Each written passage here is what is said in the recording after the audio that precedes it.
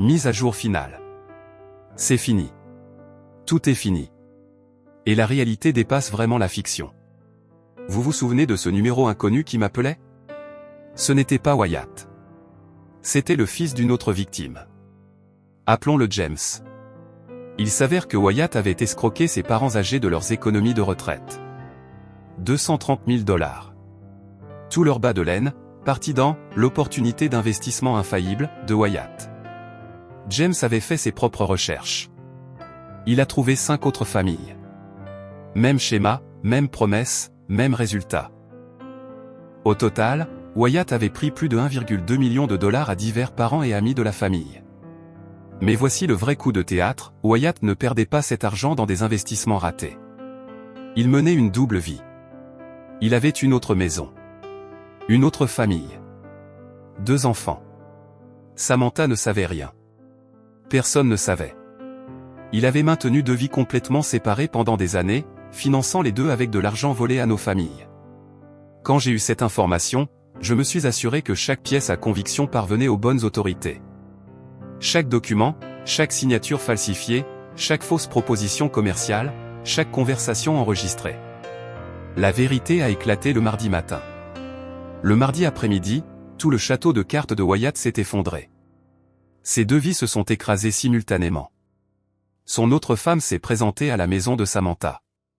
C'est comme ça que ma sœur l'a appris. Pas de lui, pas de moi, mais de l'autre femme, hurlant sur sa pelouse à propos de fonds universitaires volés et de comptes en banque vidés. Ma mère, Isa, a tenté une dernière fois d'arranger les choses. Elle a convoqué une réunion de famille chez elle. Tout le monde est venu, les victimes, leurs familles, les 2 épouses, même certains des anciens associés de Wyatt.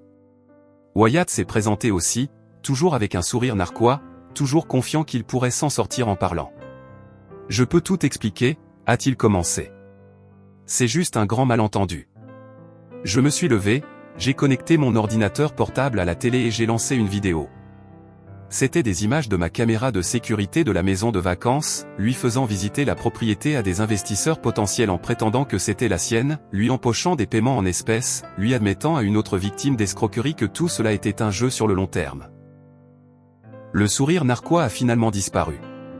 Le vendredi, cette famille avait porté plainte. La banque avait ouvert une enquête pour fraude sur les demandes de prêts hypothécaires. Sa licence d'agent immobilier a été suspendue en attendant l'enquête. Les 2 maisons étaient en cours de saisie. Les 2 épouses avaient demandé le divorce. Samantha a finalement rompu son silence. Elle m'a envoyé un texto, je ne savais pas. Je jure que je ne savais pas. Mais j'aurais dû le voir. Je suis désolé. Trop peu, trop tard. Ma mère a perdu sa maison. Celle où j'ai grandi. La banque l'a saisie à cause de la seconde hypothèque frauduleuse. Elle emménage chez ma tante la semaine prochaine.